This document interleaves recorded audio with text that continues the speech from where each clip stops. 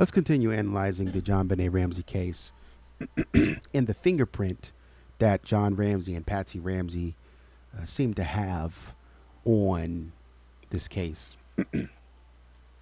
Continuing with this aspect of the beaver hair and some of the behavioral contradictions, we last laid our hand on the fingerprint of this expensive taste, this distinctive taste that John and Patsy seem to have.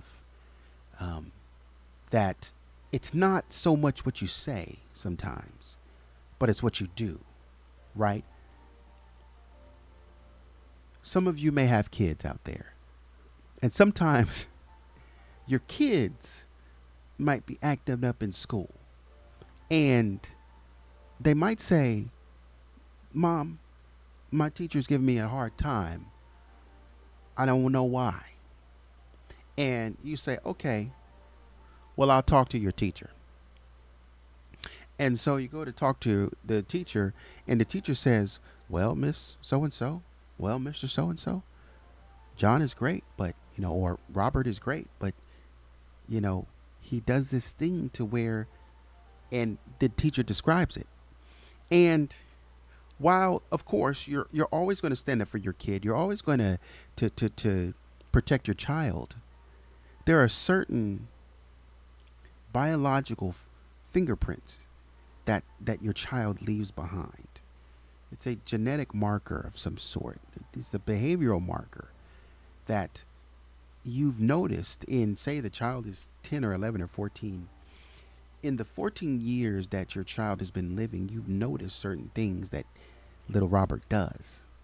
And so when the teacher describes the action that Robert is doing, Robert is saying, "Mom, I don't behave any kind of way.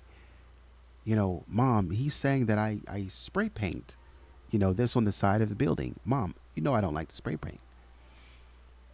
But the way the teacher describes it, there is a personal signature in there that lets you know, oh, shoot.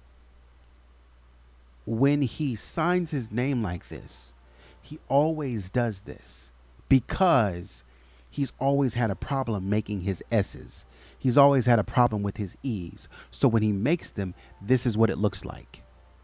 And you know about that fingerprint, that signature that your child has. And a while before you took the position of believing your child, you now have to take a step back and say, well, dang, teacher might be telling the truth. And so you start looking at different things. Now, he told me the other day that he was going to a party. And I didn't ask him because I knew he was going to Miss Wanda's house. And he's been to Miss Wanda's house several times before. It has been the case that they have gotten in trouble over there, and the police were called because they were out vandalizing the neighborhood. But since then, I don't think that we've had any problems. But I do have to now double check and look in his text messages and his phone records to kind of see, has he really been where he said he's been? Because you notice that there is a fingerprint of your child that is evident in what the teacher is saying. And that is kind of what we're saying here with the JonBené Ramsey case with respect to John and Patsy Ramsey. There is a fingerprint that we're tracking down that seems to be connecting John and Patsy to certain acts. Again, we're not accusing them of anything just yet, but we're saying you could have very well shown up here, and this could have been you in this certain instance, or this could have been you here, or this could have been you here. So we get back to our study, the core behavioral contradiction. When the beaver fur evidence is placed alongside the broader characteristics of the crime, a fundamental contradiction emerges. The offender appears to have operated in a manner that suggests selective caution. And some of you know what this means, and you know where I'm going. There is a relative absence of clear biological evidence attributable to a perpetrator, right? Because we only have it on the inside of JonBenét's long johns and on the upper right corner of the long johns, and under her fingernails. But even inside of the long johns on her on her undergarments, we see it on one spot, right? We see it supposedly on her long johns, in one little area. We see it on one little spot on the undergarments, and then we see it under her fingernails. But it's so sort of it's like it's so like useless, right? That and it's so contaminated is the word I'm looking for. That it's hard to really get any real feedback from it, right? We can say, okay, when it comes to the long johns, it's there, but when we start to look at the sort of undergarments, we starts to get a little bit shady. Like, I don't know if we can trust this. Can we repeat the process and get the same thing? And it becomes harder to say that, yeah, we don't know. And so that's where we get with the selective caution. There's a relative absence of clear biological evidence attributable to a perpetrator, implying some degree of awareness regarding DNA transfer or identification risk. Right. The use of bindings, the construction of a ligature device, and the overall staging elements further indicate a level of control and deliberation consistent with purely impulsive behavior, though. Yet, in contrast to this apparent caution, right, or inconsistent with purely impulsive behavior, yet in contrast to this apparent caution, the offender introduces or carries a material, refer, that is inherently prone to trace, transfer, and forensic detection. This inconsistency is not minor. It represents a divergence between two behavioral modes, one that minimizes exposure and another that inadvertently amplifies it. We've been saying that for a while now. How does a criminal not want to be seen? But at the same time, they seem like they do want to be seen. I'm confused. You're telling me that the criminal is taking caution, moving around the house and not wanting to be caught. But as we described it a video or two ago, this same criminal is slinking through the house, not worried about a care in the world. JonBenet, you can be awake or you can be asleep. It doesn't matter. Let's engage. Let me hold you close while you're awake. And that's where we start to get confused, because it's like, are y'all friends or are y'all enemies? And where did things go wrong? Moving on. From a behavioral standpoint, such divergence is unstable. Offenders who are careful about leaving DNA are typically careful about leaving fibers. Conversely, offenders who are careless about fibers are rarely precise in other aspects of evidence control. Correct. Because what you do in one area, you're going to do in another, right? There's no way in which you're going to be consistent in answering the right way, right? If you did not study for an exam, I'm going to see evidence of your lack of study. I'm going to see clear evidence to where, oh, you must have studied for that question, but you didn't study for any of these. And if I ask you, hey, did you have a chance to study last night, or did you have a chance to study for the exam? Oh no, I tried to study for it, and I just fell asleep. I didn't have time. I have school, and these other classes other than yours. And then I have work after school, and then I have athletics. And so, and then I have to hang out with my boyfriend or my girlfriend, and then I have to go do this and that and the third with my parents. And it's always something, right? So that gives you clarity as to why some of those answers were correct, because I can see that you clearly studied for something or you remembered something from class.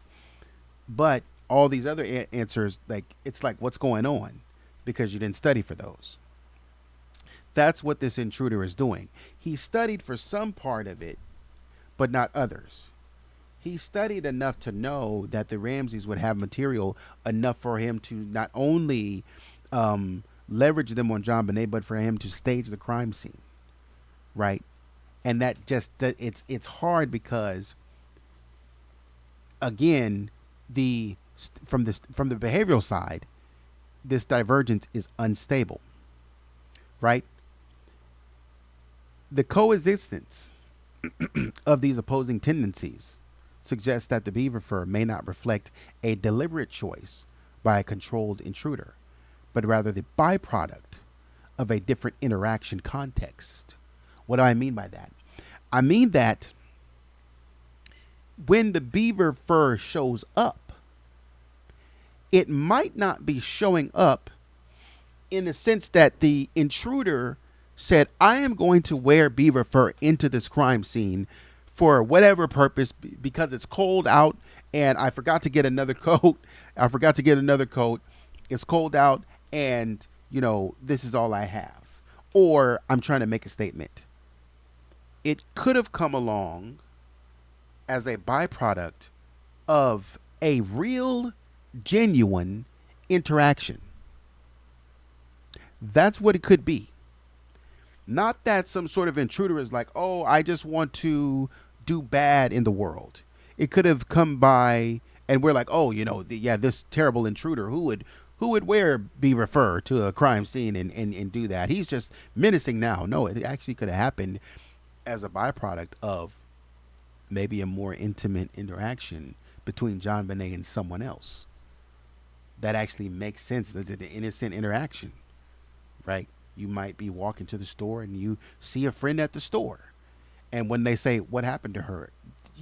She was dead 15 minutes later. What happened? And they're like, somebody must have been some sort of nefarious motive or what have you. And it's like, no, it's not. Nobody snuck up on her. She saw her friend at the store, but her friend was actually there for other reasons. Her friend wasn't, she didn't just happen to bump into her friend at the store. Her friend was actually looking for her because her friend heard that, who wasn't really her friend heard that she came into some money and her friend set her up. That's why that friend was there. But she was wide open to the friend because that was supposedly her friend. That's all they were friends for 2 or 3 years at this point. And so there's a different sort of interaction in this context. And so there's not this intruder, this person who has, seen her and snuck up behind her and said, okay, I'm just going to wait to get you alone. No, it's a friend. And she was just caught by surprise. No, it's a friend who says, I know where she's going to be. I can text her, see where she's going to be. You guys, when I give you the signal, jump out. And you wonder why this victim would be laying the way she's laying. She's laying like that because she didn't expect what happened. And before she even had time to react, it was like, boom. But before that, there was a real, genuine friend type of interaction. So let's move on. Under a traditional intruder hypothesis, the presence of sort of evaluating intruder-based scenarios. Under a traditional intruder hypothesis, the presence of beaver fur is interpreted as evidence that the perpetrator wore a garment containing such material during the commission of the crime. However, when evaluated behaviorally, this assumption encounters significant difficulties.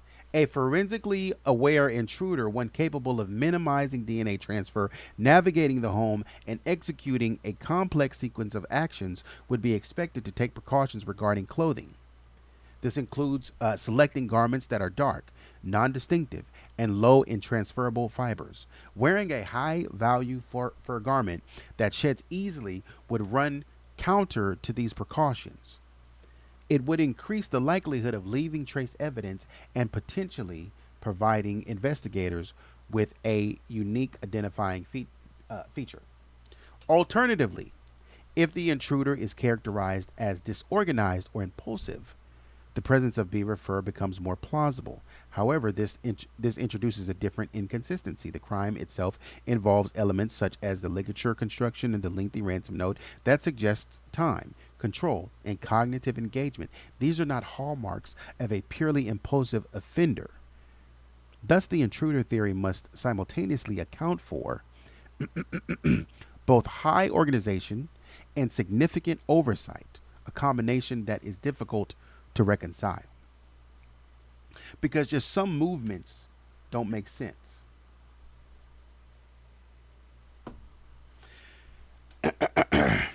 And so I want to kind of, let me make sure I'm in the right place. I want to dive into and get a little bit more. How much? Yeah, got a couple more sections. Boom, boom, boom. You know what? Okay, I'm good on time. Let's move on to the next section, and then I'll see how I want to jump into this. Consideration of alternative transfer mechanisms. Given the behavioral improbability of a cautious intruder, and basically now we're saying that we don't believe that this intruder was being cautious. Given the behavioral improbability of a cautious intruder wearing beaver fur, alternative explanations must be considered. One such explanation is secondary or environmental transfer. In this scenario, the duct tape or another object may have come into contact with the beaver fur prior to its use in the crime scene. This could occur through storage or prior use or indirect contact with fur containing materials. That means that you may have had the tape somewhere and it came in contact with the fur at that point in time, just even completely away from the crime scene. So, if we think about this with the intruder could have had, this mink this beaver fur somewhere else, and they could have, purchased some tape that they've used the tape because it said that this was not a new roll of tape based on each end of the tape and the way it was ripped. So it was not coming from a new roll of tape. It was coming from a used roll of tape. And so the used roll of tape would tell us that this person did not buy this tape specifically for JonBené, or if they did, they've done this a couple of times. But this person has used this tape before, right?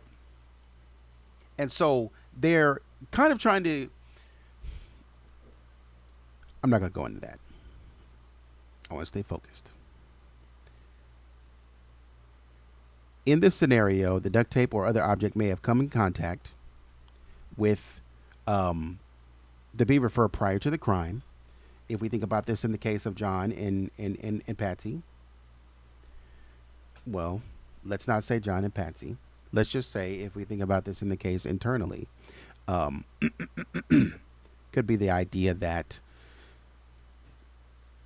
obviously John and Patsy have expensive things, like we've talked about, expensive tastes. And obviously you want unique things. And so obviously unique things would be laid around the house. If you are using tape, which Patsy used tape to hang up some of her stuff, not the same tape according to what has been said, but just different types of tape. You can have more than one. You can have more than one type of tape, but that says that the tape is used. We've used it for something else. I will go then get that tape, or bring it with me if I'm coming from the outside. But I would then go get that tape for whatever I'm using it for. However, it comes into contact, whether I'm wearing it, taping up a box at the same time, and then just my fur is shedding, and then it gets under there, and it stays. But even in that scenario,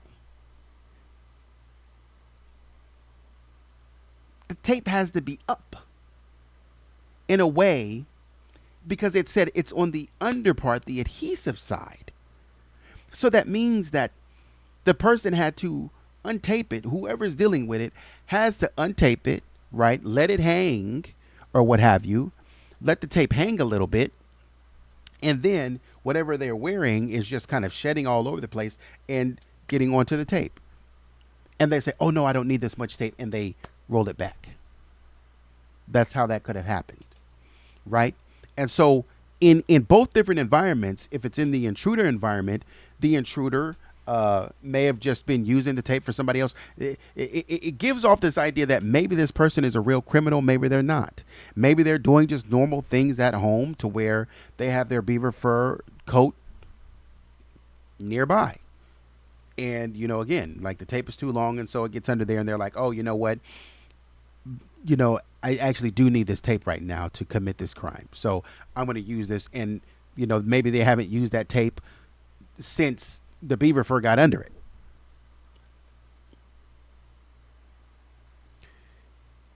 But at the same time, too, on an internal level, kind of the same thing can be said for John and Patsy. For whatever reason, if there was a storage thing or a storage issue, for whatever reason, then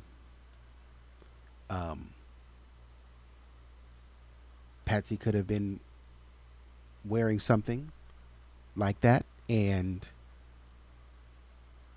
the tape just happened to get under there and she never used the tape again.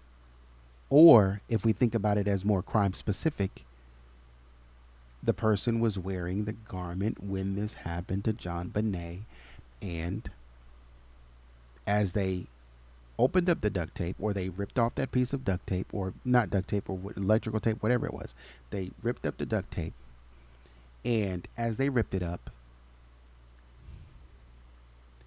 some fibers came out. Now, what it does say is that JonBené was already asleep at this point. She's already dead at this point. So they're doing it in a state where JonBené is not fighting back.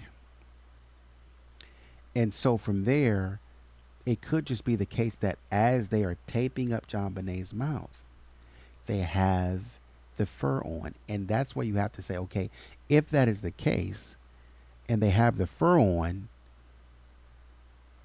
why do they have the fur on? Under what circumstances would they have the fur on while taping the tape to JonBené's mouth? Anyways, this could occur. These that we've been talking about. This could occur through storage, prior usage, or indirect contact with fur-containing materials. While this explanation may account for the presence of fur on the tape, it does not fully address the presence of animal hairs on the victim's hands. The latter suggests that the victim came into direct contact with a fur-bearing surface or object during the interaction. This indicates that the source of the fur was not confined solely to the pre-contaminated object, but was part of the immediate interaction environment. And that's what we still struggle with, is that, okay, we can say that maybe it just happened to plop onto some sort of tape that maybe you pulled out too much tape. The criminal pulled out too much tape, and then the tape got on there under the adhesive, and he rolled it back and said, I don't need this right now. But that person seems to love that beaver jacket, says it's going to be cold in Colorado, and I was taping. You know what? I'll just use this tape to go commit the crime, and I haven't used this tape since, so I'm going to rip this part off, and hey, it just so happens to have some of the beaver fur under it. And we hold that. But we run into an issue where the source of the fur is not confined solely to the tape, but it comes in where JonBenét's hands. And it's like, whoa. That would make it more likely the fact that JonBené grabbed this person and pulled some of the fur off, or it shed off on JonBenét's hands, whether she pulled them or not. It lets us know that it is a high probability that this tape was used, or whenever that fur got under the tape, it was used at a time in the committing of the crime, not at some sort of predefined time or some time prior to the crime. It happened at that time. And I circle around this because I say, if we are to believe that the person was wearing this coat or this fur item prior to, and that the fur got under the tape at that time prior to, then their behavior is consistent. So when they show up on scene, they wear this coat to do certain things like kidnap, and whatever they're doing, they're wearing this coat, so that again, this coat becomes the star actor in this situation where JonBenet reaches out, grabs the coat, and now she has some of this trace fiber on her hands.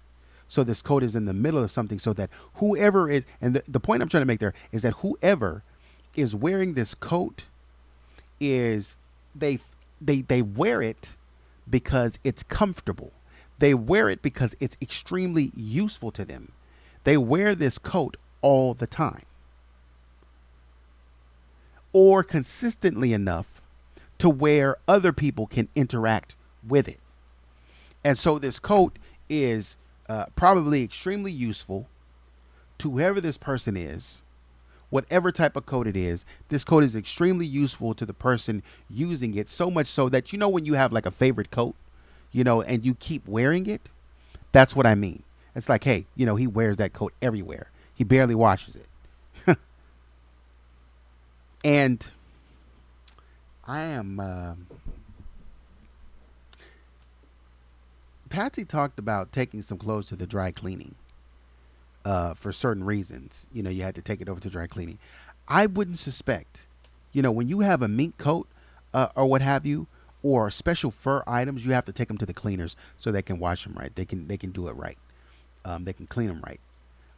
And so obviously you would probably wear something like the beaver fur quite a few times before you took it to the cleaners to get cleaned. Look, if I can just spray some perfume over it, I'm probably not going to take it to the cleaners. And that's, I guess, what I'm a little, I don't want to say confused, but I'm sort of curious about. Because this person is wearing this jacket all the time, not all the time, but multiple times, in multiple times. And they're keeping it on during the crime, is what I'm saying. They don't get into an issue, and because somebody said, oh, they took John's coat and they wore it out. Well, no, why would they need two coats? If they came in the house with the beaver, why would they need John's coat?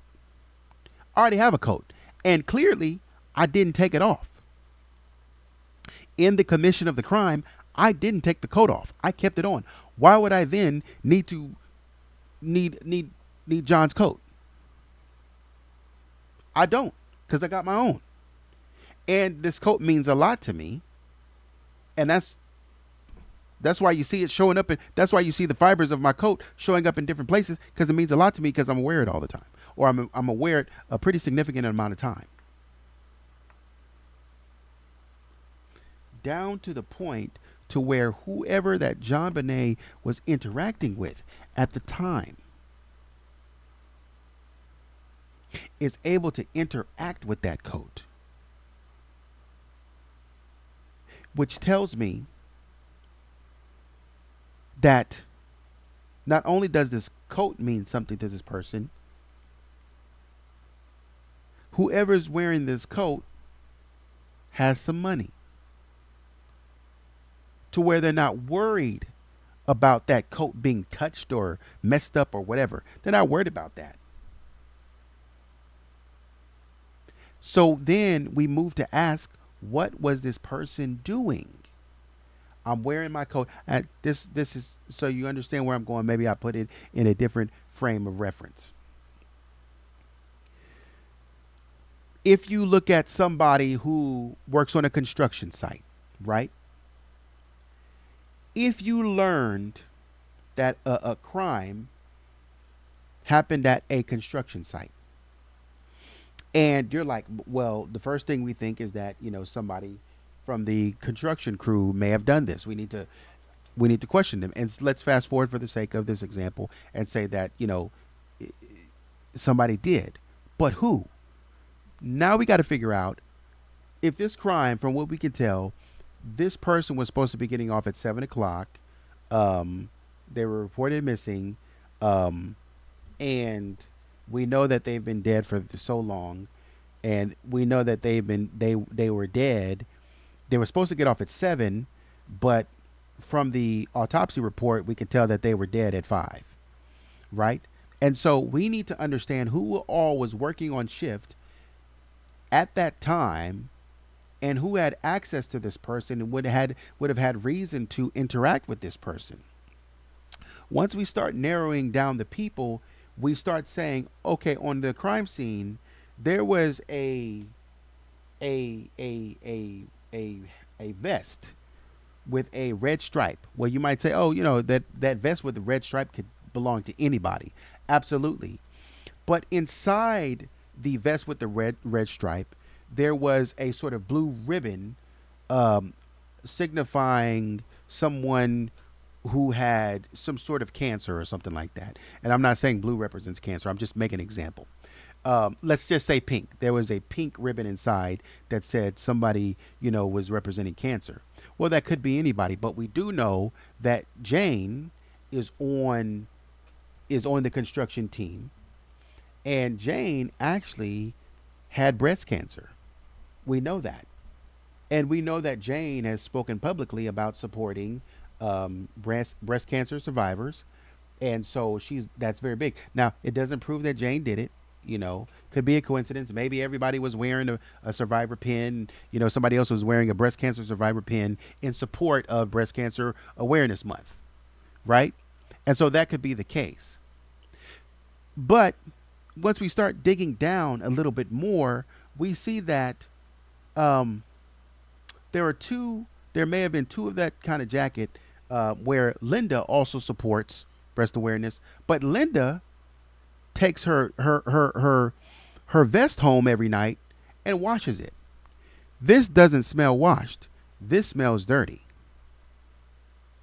And so we say, man, we know Jane, she typically leaves her vest here, right?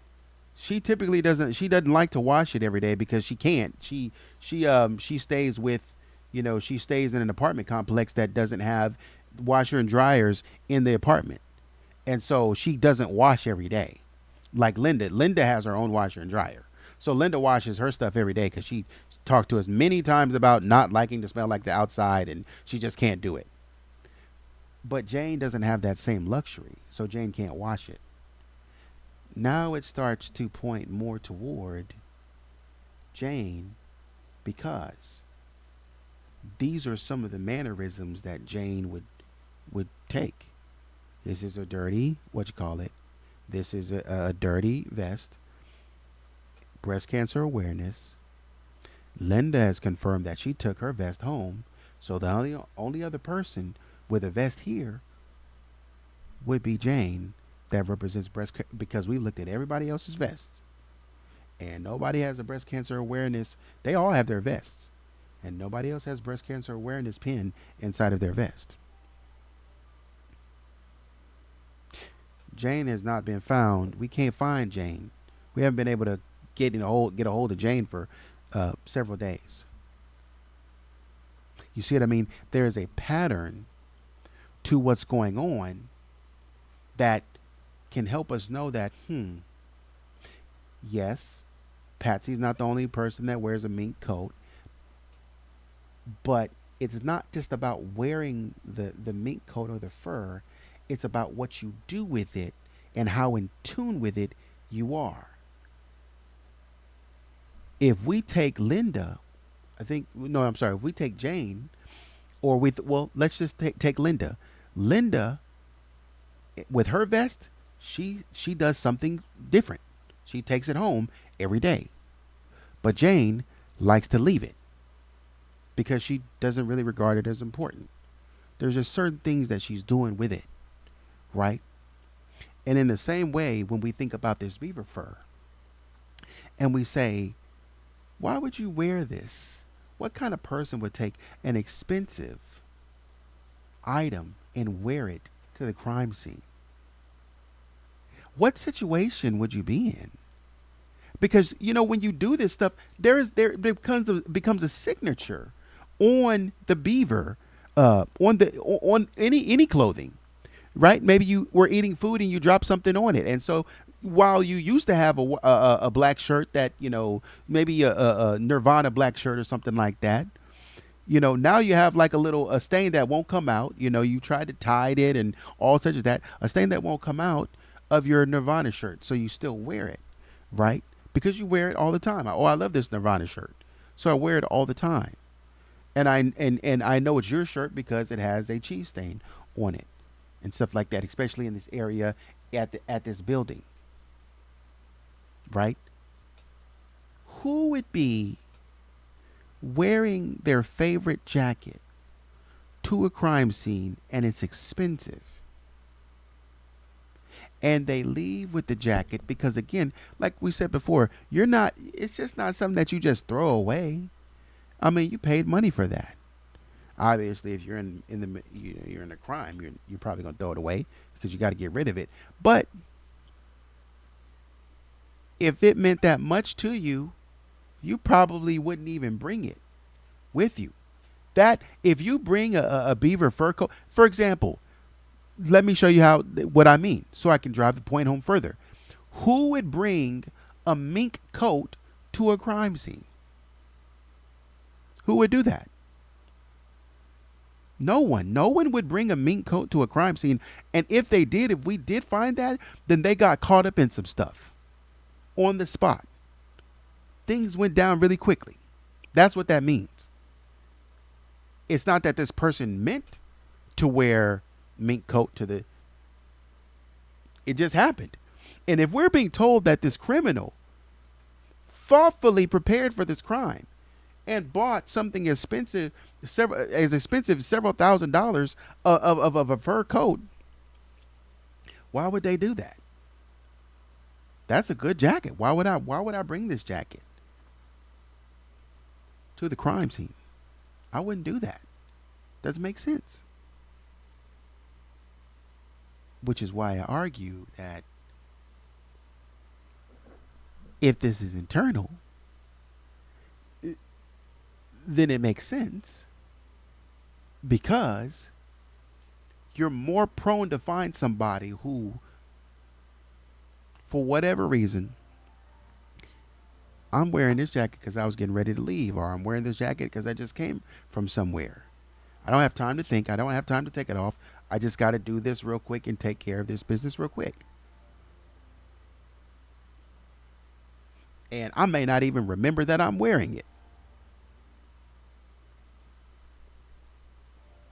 And so, because my brain is on autopilot with whatever I'm doing, and I don't remember to take it off,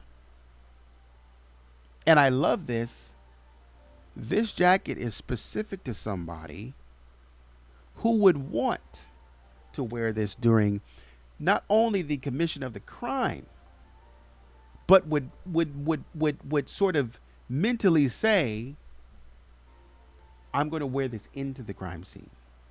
And if things go left, I'm going to wear it during the crime. Whereas if you had a mink coat on, you would be like, oh, no, I'm not even bringing this. We're going over here. I'm going to be holding the baby. They have kids. I'm going to be holding the baby. What I'm not going to do is be holding that baby where that baby can throw up on my mink. So I was going to wear it in, but I'm probably not. I'm just going to leave it out in the car. You know what? If it's going to stay out in the car, I might as well not even bring it. I'm just going to leave it at home. That's what I'm saying. So the person that made this decision to take it inside with them and to say, I'm going to wear it not only inside, but I'm going to wear it during the crime. That is a very specific person. Let me know what you think in the comments. Like, share, subscribe. Appreciate your love and support. Keep on taking care of yourself. Keep your head up. Thank you for the likes, shares, and the comments. Everything. Shout outs to everyone. My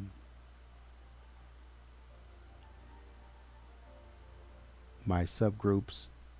Everybody. Shout out to everyone. Much love to you.